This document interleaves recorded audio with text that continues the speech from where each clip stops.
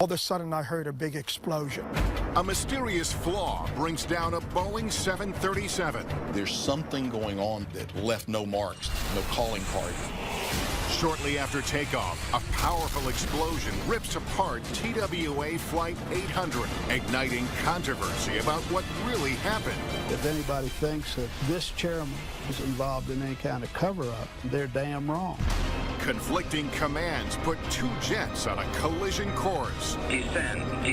And the devastation provokes a violent act. It was a crime of almost unimaginable magnitude. Terrifying crashes and the dramatic investigations. The Navy is a suspect. True-to-life animations reveal the critical moments that lead to disaster.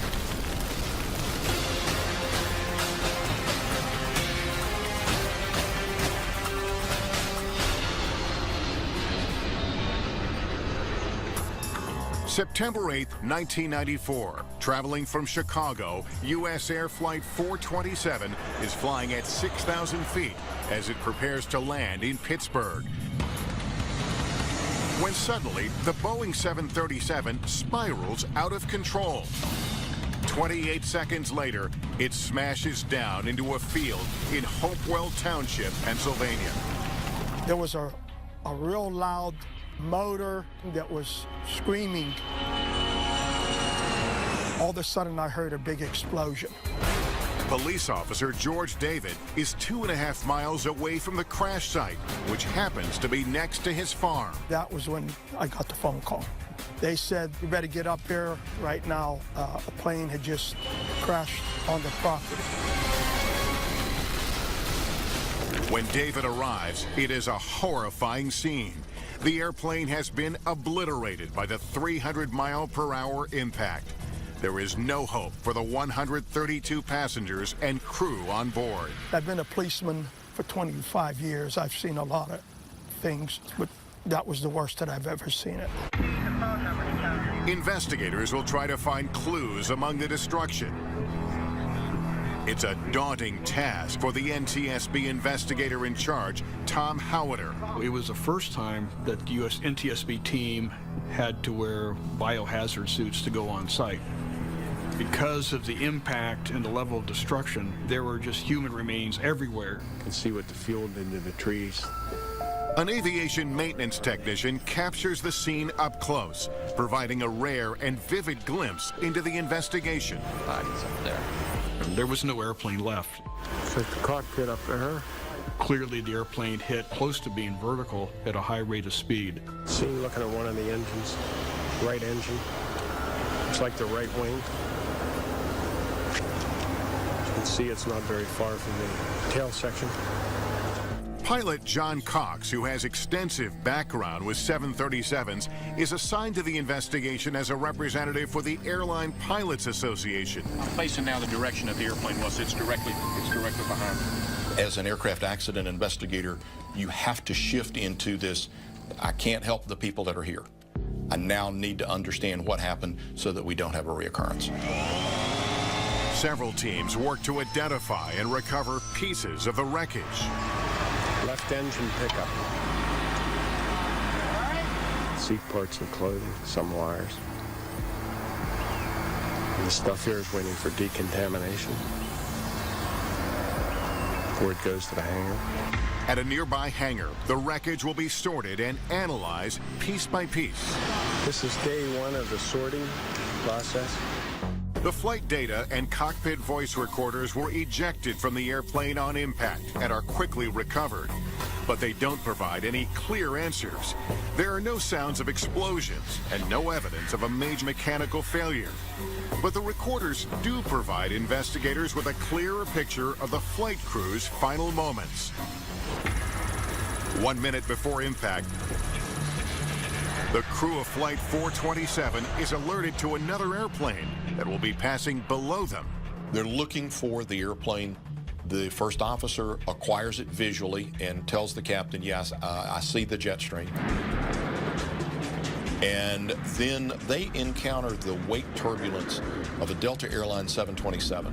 And not an uncommon event at all. The airplane rocks around and moves. And from that moment of encountering the wake, something happened. They couldn't stop the roll in the airplane. And this was very difficult to listen to as a pilot because I could hear them struggling for control of the airplane, and every second that ticked by, they were losing that battle. As seen in this NTSB video, investigators set up a test flight to examine the possibility that the U.S. air pilots were startled by the wake of the nearby 727 airplane, causing them to lose control. What we found was that you could take the airplane, let go of the controls, and the airplane would come out of the wake and regain its composure and fly on with no problems. There's no reason to lose control of the airplane. One of the lead investigators made a very, very good observation, and that was that if the wake of a 727 could cause the loss of control of a 737, we'd have 737s falling out of the sky weekly or more. Investigators zero in on Flight 427's rotation or yawing toward the left, just moments before the pilots lost control. We knew the airplane yawed. And the question was, what would cause that? And it quickly became apparent that the only device that could make the airplane yaw the way it did is the rudder. That's what it's designed for. The rudder is positioned at the tail of the Boeing 737 and is used by pilots to control the plane's movement to the left and right. Trying to determine how the rudder could have malfunctioned, investigators test every theory they have. There were a couple of people on the airplane that were very heavy, and someone said, well, what would happen if the floor gave way and a passenger stepped on a control cable? Could that have done it? And so we did a test, and that quickly became obvious that that event couldn't happen. The amount of weight required was too great. So we looked at all kinds of bizarre potential failures. You name it, everything was considered, and one by one we eliminated them. We felt confident that there was a rudder issue, but we didn't know what it was. There's something going on back in the tail of the airplane we don't understand. I had described it as a gremlin that left no marks, that left no calling card. But it's not the only unsolved accident weighing on investigators. 3 years earlier, an amateur photographer captures the burning wreckage of United Flight 585 in Colorado Springs. The crash kills all 25 people on board. The safety board could not determine exactly what caused the accident. People started linking US Air 427 to United 585. Both airplanes are on approach. Both airplanes suddenly rolled and dove into the ground for unknown reasons. And the two flights have something else in common. Both airplanes are Boeing 737s. The most widely used jet in the world. The second time something unexpected had happened and resulted in the loss of an airplane. If another one went down, they were going to ground the airplane. And the ramifications for grounding the 737 were unbelievably severe. This sets off a global economic catastrophe. We had to find out what happened. Coming up, another Boeing 737 ends up in serious trouble. Could that crisis lead to a break in the case?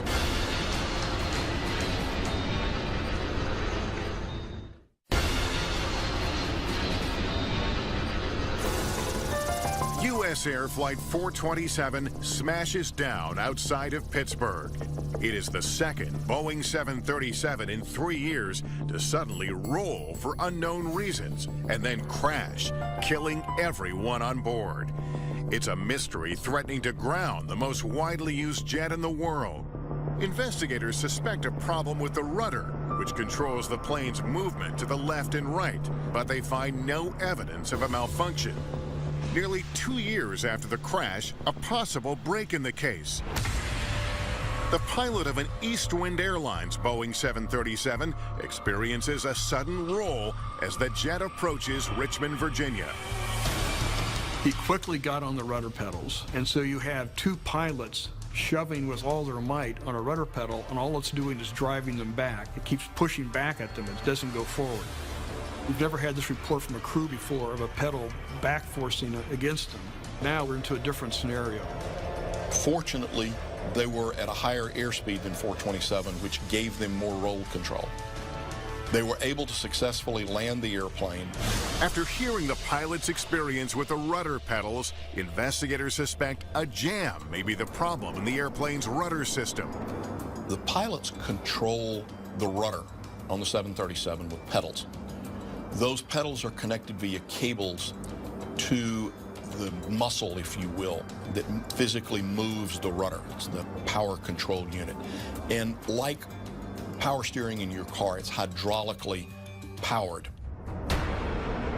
About the size of a soda can, the Power Control Unit, or PCU, houses a set of valves called the dual servo valve. This directs hydraulic fluid to move the rudder. This is the dual servo valve from a power control unit.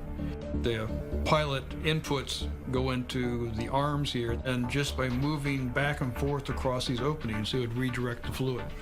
In the days after the U.S. Air accident, investigators recovered Flight 427's PCU from the crash site. Seems intact, some of the brackets broken. If something did malfunction inside this PCU, it left no evidence. The valves were not badly scarred. There were no marks. There wasn't an instant indication of what would have caused the power control unit to have problems. Investigators run a battery of tests on the PCUs from U.S. Air 427 and East Wind Airlines, trying to determine if the units can jam. What they find is even more alarming. Not only can the PCU jam, but it can then deflect the rudder in the opposite direction. If you jammed the secondary valve just slightly off neutral, you could cause the valves to basically misalign and port hydraulic fluid in the wrong direction, so the rudder reversed operation. And this would be like driving your car and you turn to the left and the car goes right. You're never going to figure this out before you go off the road.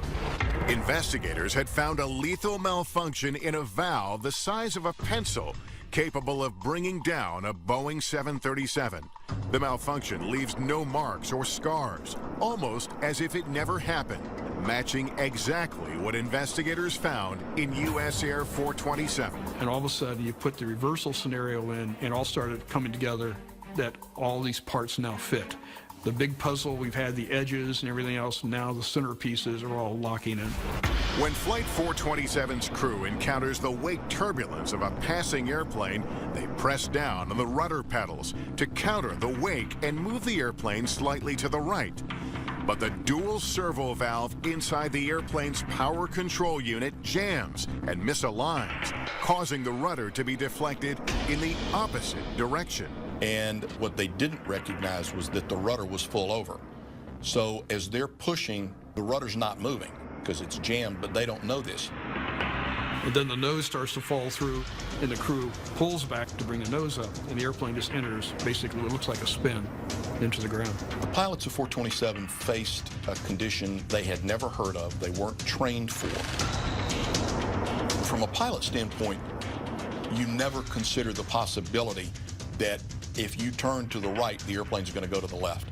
They didn't have a long time to sort it out, and they had around 13 seconds to diagnose the problem, deal with it effectively. It takes 4.5 years, one of the longest accident investigations in aviation history, to solve the mystery of U.S. Air Flight 427. With it, investigators are able to bring closure to another cold case, United Flight 585, the other Boeing 737 that crashed 3 years earlier. The rudder system on the 737 fleet has been completely redesigned. It's a very different system now than it was at that time. There's a lot of changes also to flight crew training, more hands-on flying, being ready to recover from unusual upsets and unusual events. History's proven us to be right. There has not been another occurrence of a rudder hardover since, and I think we made a good airplane even better. Coming up, one of the most infamous aviation disasters in history. We saw what appeared to be a flare going straight up. What really happened to TWA Flight 800? Microscopic explosive traces of unknown origin have been found. July 17th, 1996. Beachgoers and boaters are enjoying a summer evening at twilight on Long Island, New York. Nearby, at JFK Airport, a Boeing 747 is taking off, carrying 230 passengers and crew headed for Paris. Less than a minute later, as TWA Flight 800 is climbing over the Atlantic, there's an explosion. The force rips the airplane apart. Other pilots in the area begin reporting what they've seen to air traffic control. We just saw an explosion up ahead of us here. Someone about 16,000 feet or something like that. It just went down to the water. Rescue teams scour the area for survivors, but no one is found alive. As dusk turns to dark, all that can be seen of the Boeing 747 is the burning debris and jet fuel on the surface of the water. We've seen the big flames. We didn't expect to see that. Right when we seen that, we knew it was going to be pretty bad. We found our first victim. And there was a female in bad shape. As the wreckage burns, so does speculation that there may have been a bomb on board the plane. You have to remember the time. This had been the first attempt at the World Trade Center. And I think terrorism was just getting on people's radars. By morning, eyewitness accounts point to yet another alarming possibility: a missile. We saw what appeared to be a flare going straight up. And then we seen this white glowing thing, and then a big ball of fire come out of it, and 2 pieces on fire fell into the water. The NTSB sends a GO team to determine what brought down the plane, while the FBI launches a criminal investigation. If it is a terrorist event, we then have the challenge to find out who the perpetrators were, who the cowards were that did this. From the safety board point of view, we want to know, is it possibly just an aviation safety issue we need to know about? And so there became 2 investigations, one for the FBI and one for the NTSB. The first challenge for investigators, recovering the victims and the wreckage submerged more than 150 feet in the Atlantic Ocean. To do this, investigators employ the resources of the U.S. Navy. It will be one of the largest diver-assisted salvage operations ever conducted. It is both difficult and dangerous. I talked to the grapple master diver, and he was talking about that it was like diving in razor blades. As pieces of the wreckage are recovered and examined, investigators find what could be a frightening break in the case. Microscopic explosive traces of unknown origin have been found. Even more disturbing, rumors are swirling online that a missile may not have been fired by terrorists, but by the U.S. military. The FBI investigates the claims, scrutinizing U.S. naval vessels in the area at the time of the crash, but they find no evidence. But I can assure you that we've looked at every angle, every possibility, and the military of this country has had nothing to do with this horrendous tragedy. But proponents of a friendly fire theory believe there's been a cover-up. The Navy is a suspect. Let's get it, come on. The Navy is a suspect. Why should they be involved in the investigation? If anybody thinks that this chairman, this agency is involved in any kind of cover-up, then they're damn wrong. I tried to deal with the distraction so our investigators could deal with doing their work. Investigators have been recovering as much of TWA Flight 800 as they can, pulling pieces from the bottom of the ocean and transferring them to a hangar where they will attempt to reconstruct the aircraft. To see that mass of jumble and wires certainly brought home to me how difficult it's going to be to try to put that all back together again. Investigators recover hundreds of pieces of the wreckage, an astounding 95% of the airplane. When they finish assembling this massive puzzle, it is the largest aircraft reconstruction in history. When an explosive device goes off in close proximity to metal, it leaves behind very small craters and localized melting and all kinds of soot patterns and things like that.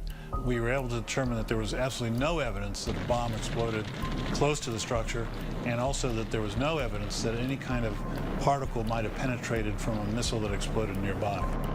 Looking inside the airplane, we had all of the human remains x-rayed, looking for fast particles of an explosion that have been captured by the body. All the seat cushions, all the other parts we had examined, looking for the evidence of an explosion with a shrapnel flying about. We didn't see that in any evidence we saw coming back. As for the traces of explosive residue found, investigators believe it could have been transferred from military ships that transported the wreckage from the crash site. After 16 months, the FBI closes their parallel investigation. The team conducted a total and thorough investigation. 1, there was no evidence of high explosive damage. 2, there was no evidence of explosion of a missile warhead. 3, there was no evidence of missile impact. If it isn't a criminal act, then what brought down TWA Flight 800? And how can the eyewitness accounts be explained? Coming up. We were all surprised that it didn't take a lot of energy to ignite these vapors.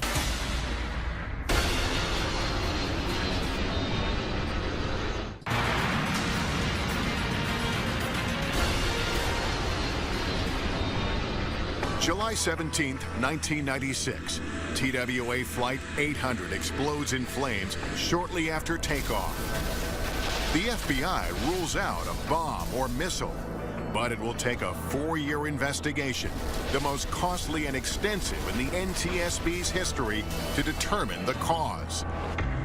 After pulling debris from the ocean, investigators conclude that the airplane broke apart into 3 distinct sections. The front section of the airplane containing the cockpit and the first class areas broke off, and that just fell to the ground.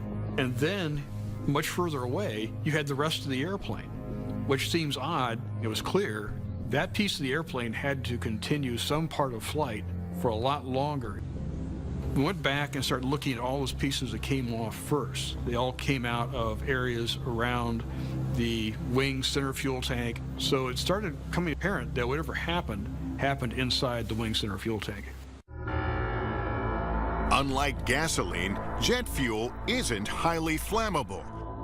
But as this FAA test shows, when it's heated, the vapors that are produced can be explosive.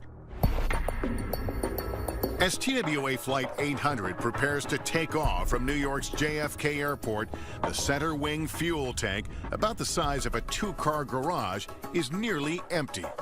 All that was in that fuel tank was basically just residual fuel, just a small amount of fuel sloshing around the bottom of the tank.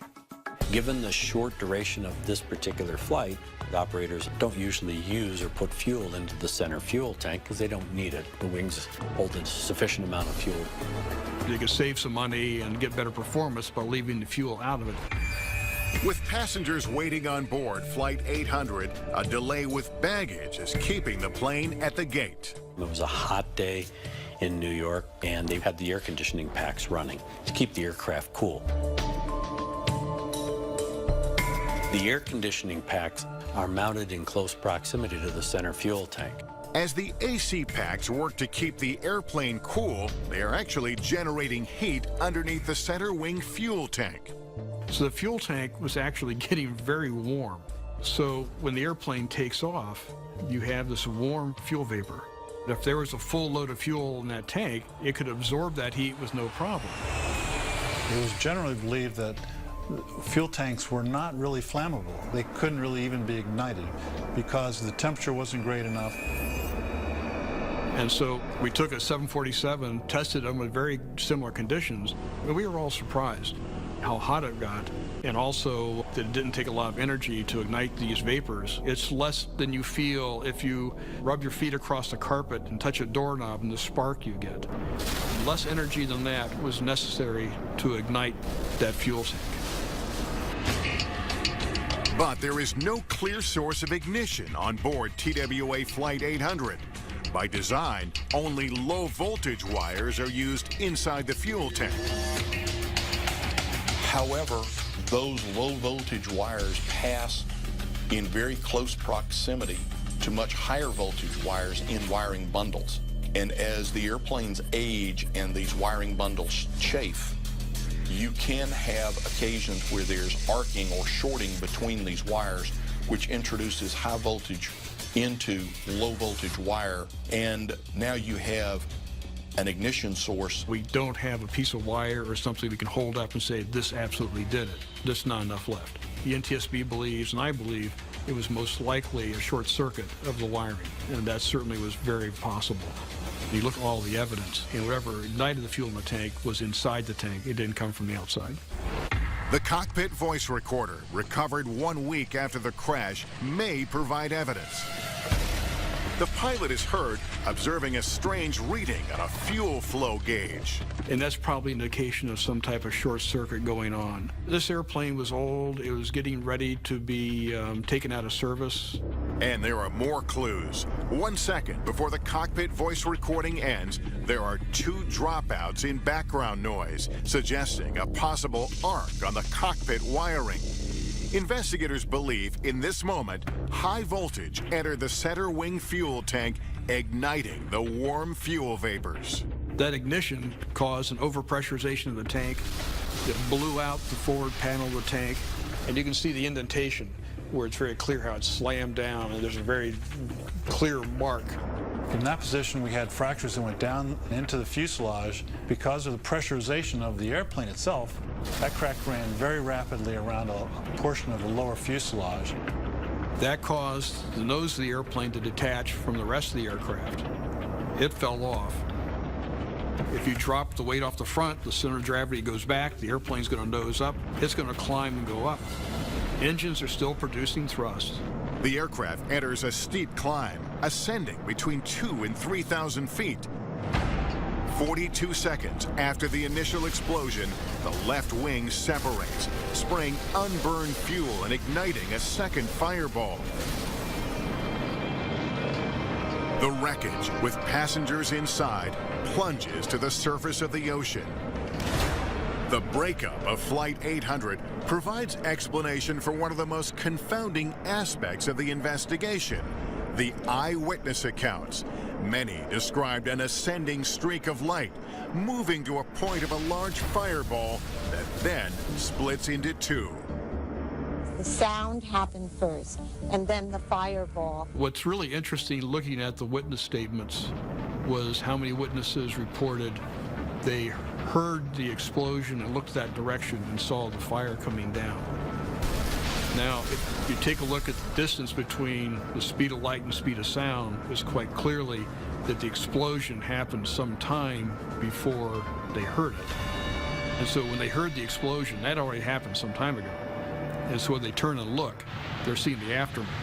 They're seeing the fire after the explosion. They didn't see the initial event itself.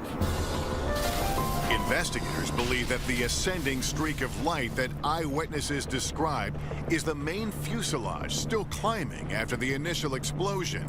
Despite the NTSB's findings, theories persist of a bomb or missile attack on TWA Flight 800. It is unfortunate that a small number of people pursuing their own agendas have persisted in making unfounded charges of a government cover-up in this investigation. I look back and I am in awe of the cooperation and coordination of the thousands of people that were involved and touched this investigation. That's why I feel so strongly when anyone questions the patriotism or the responsibilities that were exercised by the investigators of TWA 800. Everyone understood that 230 lives had been lost, and it was up to them to do the very best they could to answer the question, why? As a result of the NTSB's findings, major safety improvements are implemented with both aircraft design and maintenance. We now have inerting systems in center fuel tanks so that if there is not fuel in them, that there is an increased amount of nitrogen, which is non-explosive, that is manufactured on the airplane and then directed into the fuel tank. Aging aircraft wiring maintenance programs have been significantly improved. That's a direct result. For the families of the victims, the tragedy leads to the passage of the Family Assistance Act, forever changing how loved ones are treated after transportation disasters. Families will know exactly where to go and who will speak for the government when they have lost a loved one. It took the events of TWA 800 and the action of President Clinton to ensure that their loved ones were given the proper respect when people have a loss and a tragedy like that. Coming up. Descend. Two jetliners on a collision course. The closure rate is 16 miles a minute. You could not visually avoid the collision. And the devastation will spur a deadly act of violence. This vigilante approach is an impediment to aviation safety for all of us.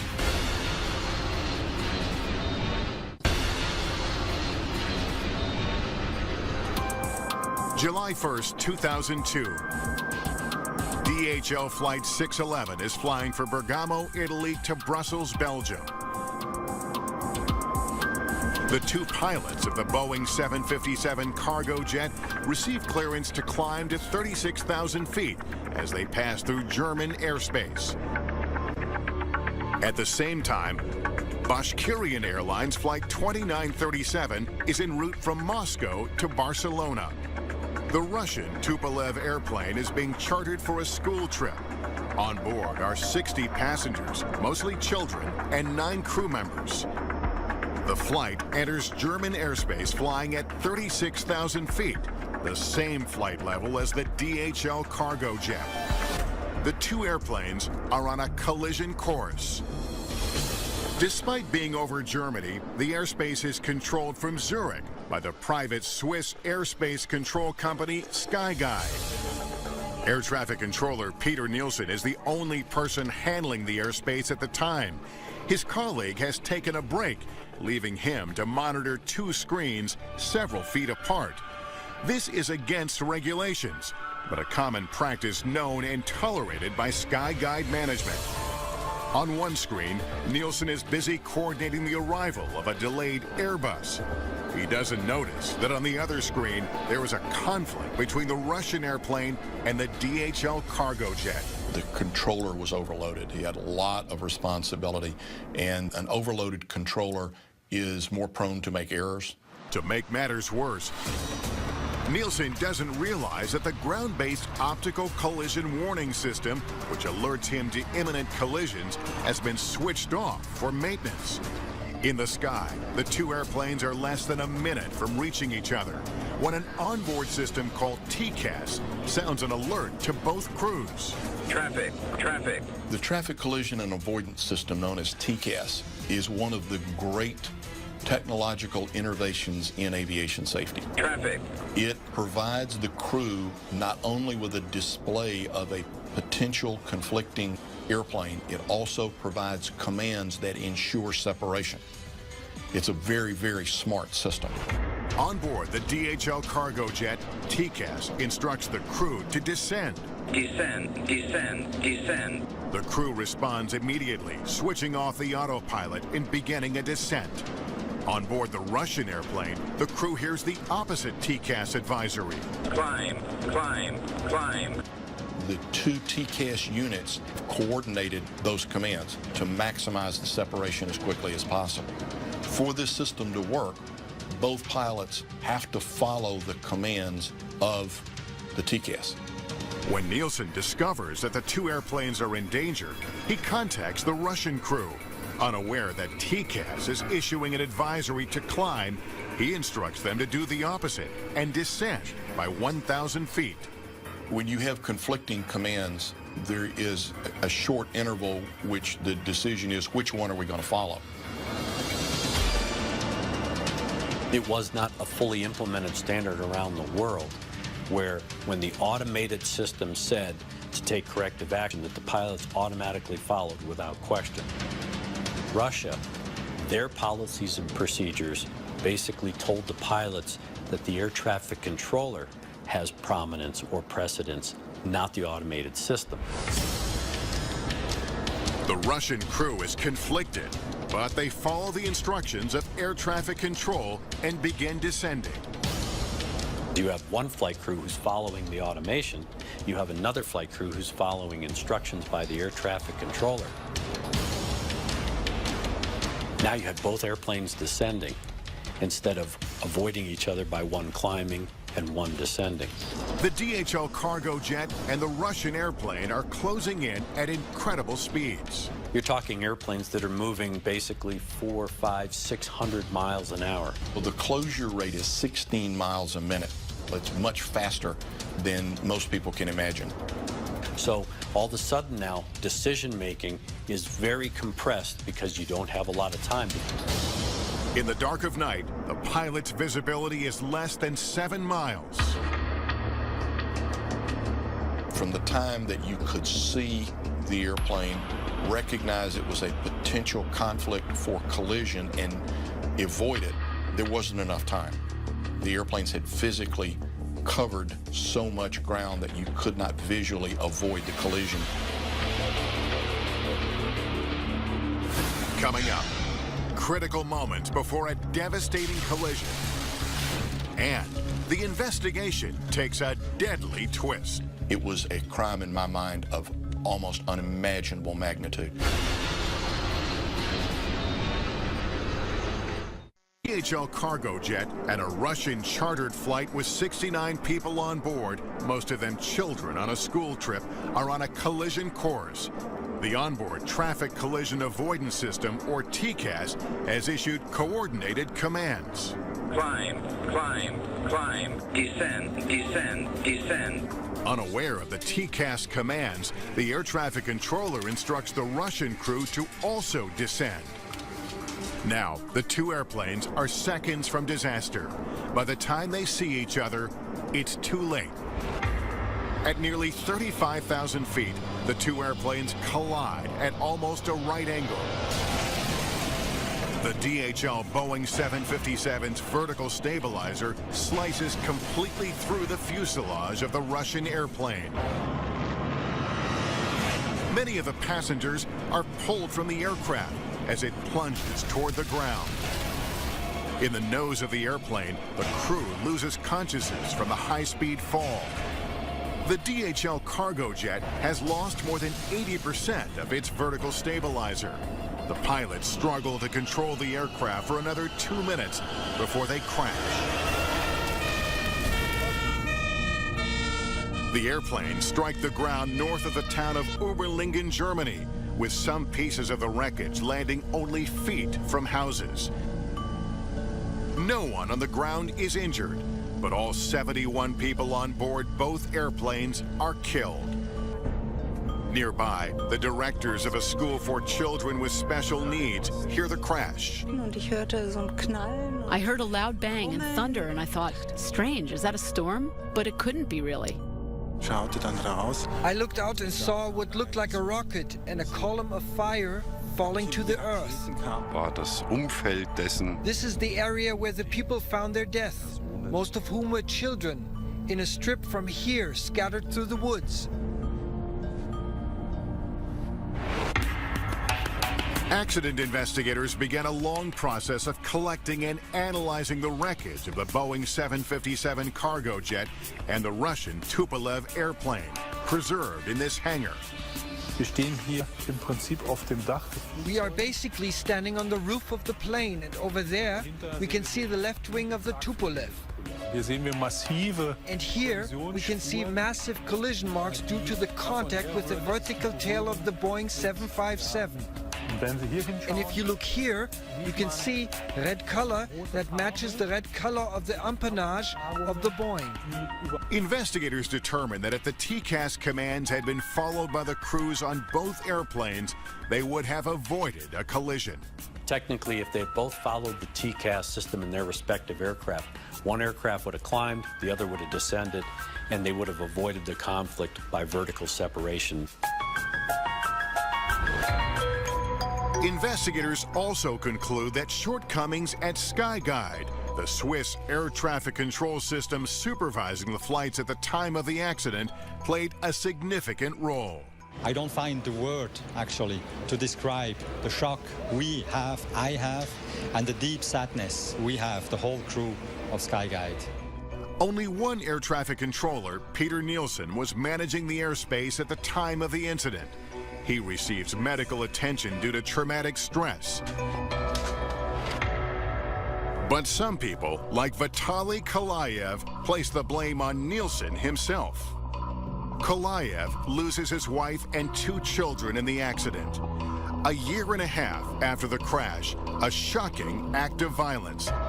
Kalayev travels to Nielsen's home in Switzerland and stabs him to death. This vigilante approach is an impediment to aviation safety for all of us, because this action of the air traffic controller was not a willful disregard of procedure. That gentleman that evening did the very best that he could with what he had. For someone to take it upon themselves to commit a murder as a result of this, it goes counter to everything that I know in aviation safety. It goes counter to everything that all of us in aviation safety strive to do. It was a crime in my mind of almost unimaginable magnitude. Kalayev is convicted of the murder in 2005, but 2 years later, he's released from prison after the courts ruled that his mental condition at the time of the murder was not sufficiently considered at sentencing. I want to express my gratitude to all Russian people for their support. Having served in prison, I did not feel like I was without the motherland. 3 of the 4 managers at Skyguide are convicted of negligent homicide and given suspended prison terms of 6 to 15 months. The 4th is ordered to pay a fine. Skyguide says they no longer use the single-manned operations that violate regulations. One of the things that was really examined in this was the workload of the controller and his diversion of attention when it came to actually identifying the conflict and then providing timely conflict resolution prior to the event. The accident leads to a clear defining of the role of TCAS.